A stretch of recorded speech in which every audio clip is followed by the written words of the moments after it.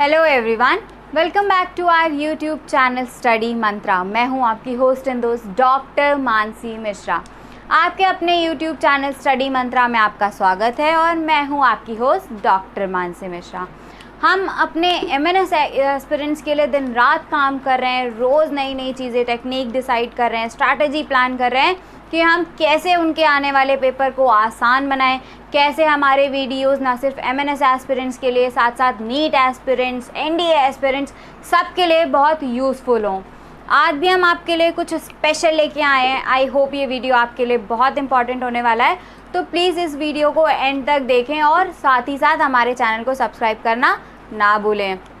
Channel तो subscribe कर दिया, लेकिन क्या बेल आइकन प्रेस किया? नहीं ना, तो ये भी मत भूलिए, साथ ही साथ बेल आइकन भी प्रेस करते हुए चलिए। ओके, तो आज हम डिस्कस करने वाले हैं अवार्ड्स को। Today we are going to discuss awards. बहुत सारे अवार्ड्स दिए जाते हैं, अलग अलग फील्ड्स के लिए दिए जाते हैं। अलग अलग पर्सनालिटीज़ को उनके अलग अलग फील्ड्स में डिस्टिंग्विश उनके कंट्रीब्यूशन के लिए अवार्ड्स दिए जाते हैं, उन्हें वेरियस अवार्ड से सम्मानित किया जाता है। तो आज हम ऐसे ही कुछ अवार्ड्स के बारे में डिस्कस करेंगे। चाहे आप किसी कम्पिटिटिव स्टेट वाइज कंपटीशन की तैयारी करें या कुछ भी करें, अवार्ड्स आपके एग्ज़ाम के लिए एक बहुत मेजर रोल प्ले करते हैं। हर एग्ज़ाम में आपको 2 से 3 क्वेश्चन इस सेक्शन से मिलते हैं। ये सेक्शन हर एग्ज़ाम में 2 से 3 क्वेश्चंस कवर करता है, तो हर एक क्वेश्चन हमारे लिए ज़रूरी है क्योंकि एक एक नंबर से ही कट ऑफ बनता है। आइए डिस्कस करते हैं इसको। अवार्ड्स की जब भी बात की जाती है, सबसे पहले हमारे माइंड में आता है नोबेल प्राइज़। तो हम भी यहाँ पे नोबेल प्राइज़ ही लेके आए हैं और उसी से स्टार्ट कर रहे हैं। हालांकि और भी बहुत सारे अवार्ड्स हैं जिनके बारे में आज हम डिस्कशन करेंगे, लेकिन इस वीडियो के स्टार्ट हम कर रहे हैं अपने नोबेल प्राइज़ेस के साथ। तो सबसे पहले एक कैटेगरी है हमारी नोबेल प्राइज़ की। अब ये तो जान लिया नोबेल प्राइज़, लेकिन साथ ही साथ ये भी जानना ज़रूरी है कि नोबेल प्राइज़ किस किस फील्ड में, किस किस कैटेगरी में दिए जाते हैं। तो नोबेल प्राइज़ दिए जाते हैं फ़िज़िक्स के लिए, केमिस्ट्री के लिए, मेडिसिन के लिए, पीस के लिए, लिटरेचर के लिए, साथ ही साथ इकोनॉमिक्स के लिए। यानी नोबेल प्राइज़ किसके लिए दिए जाते हैं? फ़िज़िक्स के लिए, chemistry, medicine, peace, literature as well as economics. Next, I have written some of the very famous names. यहाँ पे मैंने कुछ बहुत फेमस नाम लिखे हैं। ये वो पर्सनालिटीज़ हैं जिन्हें नोबेल प्राइज़ से सम्मानित किया गया था उनके वेरियस कैटेगरी, उनकी रिस्पेक्टिव कैटेगरी में।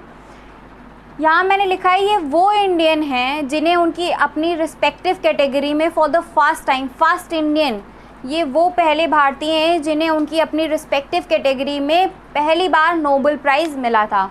तो सबसे पहले ऐसे भारतीय जिन्हें नोबेल प्राइज़ दिया गया था, ही वॉज रविंद्रनाथ टैगोर। रविंद्रनाथ टैगोर जी को लिटरेचर के लिए नोबेल प्राइज़ दिया गया था इन 1913 में। यानी he was the first Indian to receive the Nobel Prize for literature in 1913।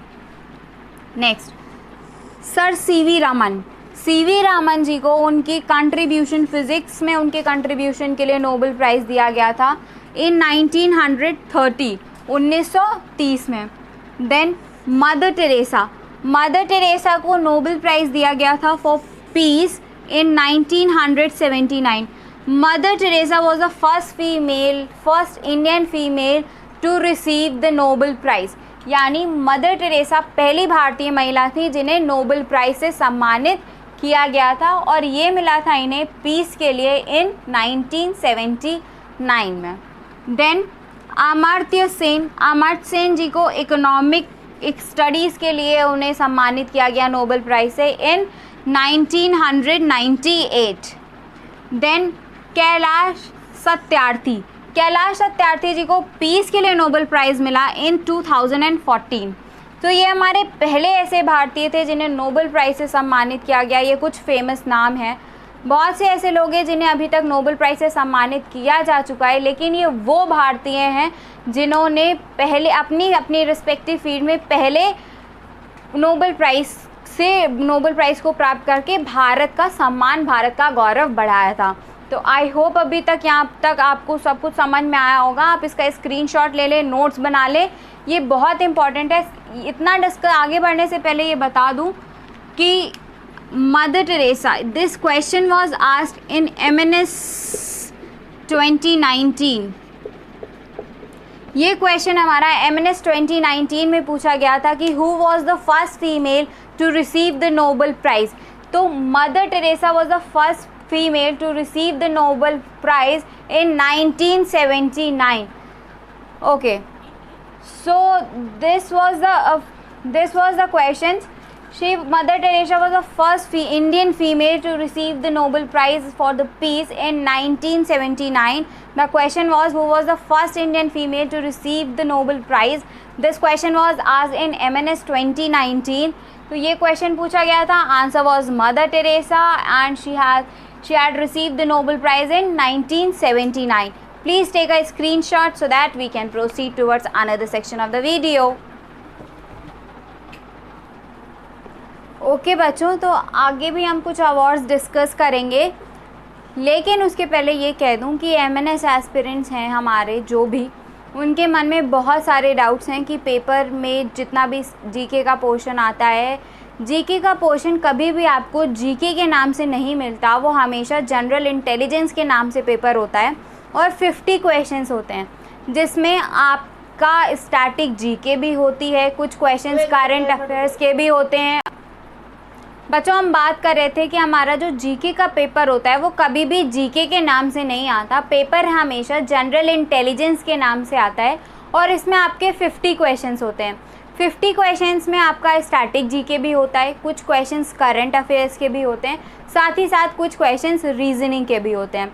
तो जो भी हमारे MNS के कैंडिडेट्स परेशान हैं कि उन्हें हिस्ट्री पढ़नी है, ज्योग्राफी पढ़नी है, क्या पढ़ें क्या ना पढ़ें, उनके लिए हमने अपने प्रीवियस वीडियोस में ये पूरा डिस्कस किया था कि उनका जो जनरल इंटेलिजेंस का पेपर होता है उसकी स्ट्रैटेजी उन्हें क्या फॉलो करनी चाहिए और कौन से मेजर टॉपिक्स हैं जो उन्हें कवर करने चाहिए. मैंने वहाँ पे कहीं भी ये नहीं लिखा है कि आपको हिस्ट्री पढ़नी है, ज्योग्राफी पढ़नी है, पॉलिटी पढ़नी है, इकोनॉमिक्स पढ़नी है, ऐसा मैंने कुछ भी नहीं कहा हुआ है. वहाँ पे उस वीडियो में आपको कुछ टॉपिक्स मिल जाएंगे जो इम्पॉर्टेंट टॉपिक्स हैं आपके लिए, तो आपको वही कवर करने हैं. अगर आप उतने भी कवर करके जाते हो तो पेपर में आपको एक अच्छा खासा पोर्शन मिलने वाला है. आगे बात करते हैं, हम अवार्ड्स डिस्कस कर रहे थे, हम आगे भी अवार्ड्स ही डिस्कस करेंगे. सेकेंड अवार्ड है हमारा Jawaharlal Nehru award for international understanding. क्या नेम है हमारे अवार्ड का? Jawaharlal Nehru award for international understanding.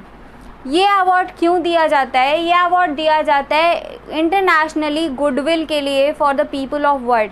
यानी जब कभी भी इंटरनेशनल अंडरस्टैंडिंग हो, कोई गुडविल की गई हो, तब ये अवार्ड हमारा दिया जाता है. नेक्स्ट है हमारा ऑस्कर अवार्ड्स. ऑस्कर अवार्ड से तो सभी बहुत ज़्यादा फेमिलियर हैं, फेमिलियर टर्म है सबके लिए, लेकिन इसमें जो कुछ इम्पॉर्टेंट बातें हैं जो याद रखने वाली हैं वो ये हैं कि ऑस्कर अवार्ड्स हमारे एनुअली दिए जाते हैं by the Academy of Motion Pictures. Oscar awards are given annually by the Academy of Motion Pictures in USA में दिए जाते हैं by the Academy of Motion Pictures. First Indian to receive Oscar award was Bhanu Athaiya for movie Gandhi. यानी भानु जी पहले ऐसे भारतीय हैं जिन्हें ऑस्कर अवार्ड से सम्मानित किया गया था फॉर मूवी गांधी. उसके बाद सत्यजीत रॉय जी को 1992 में ऑस्कर अवार्ड दिया गया था. किस कैटेगरी में मिला था? For the life time achievement awards in cinema.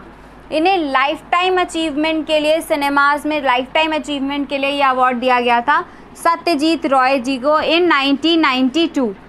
उसके बाद जो थर्ड कैटेगरी है हमारे अवार्ड की, that is Pulitzer price.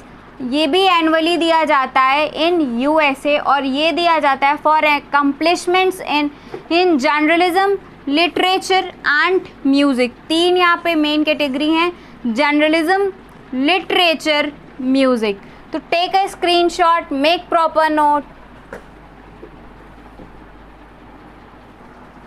Okay बच्चों, तो अब यहाँ पे फिर से 3 अवार्ड्स के नाम लिखे हैं जैसे कि आप देख सकते हैं अपनी अपनी स्क्रीन पे, और हम इन्हें भी डिस्कस करेंगे. इस लिस्ट का पहला अवार्ड है राइट लाइवलीहुड अवार्ड. नाम से ही समझ रहे हैं, कुछ ना कुछ लाइवलीहुड यानी जीविकोपार्जन यानी लाइफस्टाइल से कुछ ना कुछ कहीं ना कहीं इसकी कैटेगरी रिलेट करती होगी. इस अवार्ड की खास बात ये है कि इसे हम अल्टरनेट नोबेल प्राइज़ भी कहते हैं। This is also known as alternate Nobel prize. Okay, ये क्यों दिया जाता है? In the fields of environment and social justice, यानी जब कभी भी सोशल जस्टिस की बात आए, कोई ऐसी पर्सनालिटी जिसने सोशल जस्टिस के लिए बहुत अनोखा काम किया हो, तब उसे राइट लाइवलीहुड अवार्ड से सम्मानित किया जाता है। And this award is also known as alternate Nobel prize. इसके बाद नेक्स्ट जो अवार्ड है हमारा वो है Man Booker award. Man Booker award is highest literary award to authors. ये क्या है? हमारा हाईएस्ट लिटरेरी अवार्ड है ऑथर्स के लिए। और ये किन किन कंट्री के ऑथर्स को दिया जाता है? British, Irish and Commonwealth countries के ऑथर्स को दिया जाता है। Next one is Indira Gandhi award for international peace, disarmament and development. नाम से ही थोड़ा बहुत क्लियर हो रहा होगा कि डिसआर्मामेंट एंड पीस से रिलेटेड ये अवार्ड है। So the name is Indira Gandhi award for international peace, disarmament and development. I hope यहाँ तक सबको सारे कॉन्सेप्ट्स क्लियर होंगे। अगर स्टिल कोई डाउट बचता है तो आप हमें कमेंट सेक्शन में कमेंट करके ज़रूर बताइए और चैनल को सब्सक्राइब करना ना भूलें। अभी बहुत सारे अवार्ड्स बाकी हैं। ओके बच्चों, अब इसमें हम क्या देख रहे हैं? व्यास सम्मान। ये जो हमारी अगली कैटेगरी है वो क्या है? व्यास सम्मान की। व्यास सम्मान क्यों दिया जाता है? जब कोई व्यक्ति हिंदी लिटरेचर में, स्पेशली हिंदी लिटरेचर में डिस्टिंग्विश काम करता है तो उसके लिए क्या दिया जाता है? व्यास सम्मान। इसके बाद है हमारा धन्वंतरी अवार्ड। धन्वंतरी अवार्ड हमारा दिया जाता है मेडिकल साइंसेस के लिए। किसी की मेडिकल साइंसेस में वर्क को सम्मानित करने के लिए हम धन्वंतरी अवार्ड देते हैं।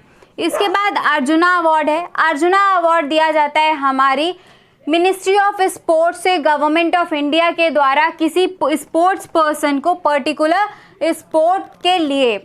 दूसरा है द्रोणाचार्य अवार्ड। ये ध्यान रखने वाली बात है कि द्रोणाचार्य अवार्ड कोच को दिया जाता है स्पोर्ट्स मिनिस्ट्री के द्वारा, गवर्नमेंट ऑफ इंडिया के द्वारा कोच को एक पर्टिकुलर स्पोर्ट्स के लिए।